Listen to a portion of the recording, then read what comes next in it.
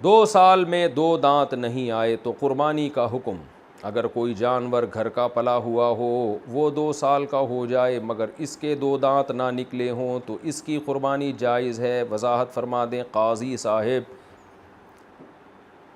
پورا نام ہی قاضی ہے ان کا۔ دیکھیں، گائے کے لیے 2 سال کا ہونا ضروری ہے، بکرے کے لیے 1 سال کا ہونا ضروری ہے، دانت نکلنا ضروری نہیں ہے۔ اگر گھر کا پلا ہوا جانور ہے، آپ کو یقین ہے کہ یہ 2 سال کمپلیٹ کر چکا ہے، 2 سال کا مطلب یہ ہے کہ اس بقرعید میں آپ اس کو ذبح کر رہے ہیں، تو اس کا مطلب وہ گائے یا بچھڑا یا بیل یا بھینسا یا بھینس پچھلی سے پہلے والی بقرعید سے پہلے پیدا ہو چکا ہو، تو اسلامی لحاظ سے 2 سال ہو جائیں گے اس کو۔ بکرا ہے تو پچھلی بقرعید سے پہلے پیدا ہو چکا ہو تو اگلی بقرعید میں آپ اس کو کاٹ سکتے ہیں۔ تو یہ گائے بکرے کا حساب ہے۔ اور دمبے میں اور آسانی ہے کہ اگر 6 مہینے کا ہے اور اتنا موٹا تازہ ہے کہ دیکھنے والا یقینی طور پہ کہہ نہیں سکتا کہ یہ 6 مہینے کا ہے یا سال کا ہے، دیکھنے میں سال کا لگ رہا ہے، موٹا تازہ ہے، تو دمبے کی قربانی بھی جائز ہے، 6 مہینے کا بھی ہو تو بھی جائز ہے اگر موٹا تازہ ہے۔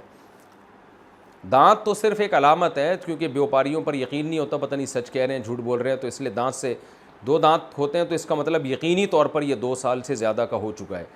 تو ورنہ ایسا ہے نہیں۔ 2 سال جانور جب کرتا ہے تو کھیرا ہوتا ہے، اس وقت وہ پورے دانت نکلے ہوئے نہیں ہوتے اس کے۔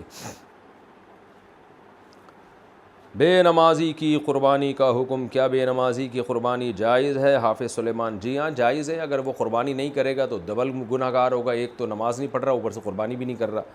تو قربانی بھی کرے لیکن نماز بھی پڑھے، کیونکہ نماز کی ویلیو شریعت میں قربانی سے کئی گنا زیادہ ہے۔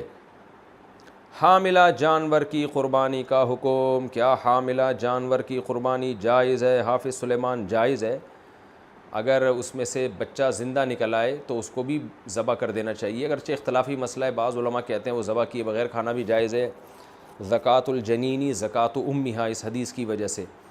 اور امام حنیفہ کا موقف یہ ہے کہ خبر واحد جب متواتر اور قطعی کے خلاف ہوتی ہے تو پھر وہ خبر واحد میں تعویل کرتے ہیں، تو چونکہ قرآن میں مردار کھانے سے بہت جگہ پہ منع کیا گیا ہے، تو اس لیے ان کے نظر میں جب اگر بچہ زندہ نکل آئے تو اس کو بھی ذبح کیا جائے گا اور ذبح کر کے اس کو کھائیں گے۔ بہتر یہی ہے کہ جو جانور حاملہ ہو اس کی قربانی نہ کی جائے۔ قربانی کرنے والے کا بال اور ناخن کاٹنا، کیا قربانی کا ارادہ رکھنے والے کے لیے بال اور ناخن کاٹنا جائز ہے؟ حافظ سلیمان: جائز ہے، بہتر نہیں ہے، مستحب یہی ہے، سنت یہی ہے کہ ذی الحجہ کا چاند جیسے ہی نظر آئے تو جس کا قربانی کا ارادہ ہو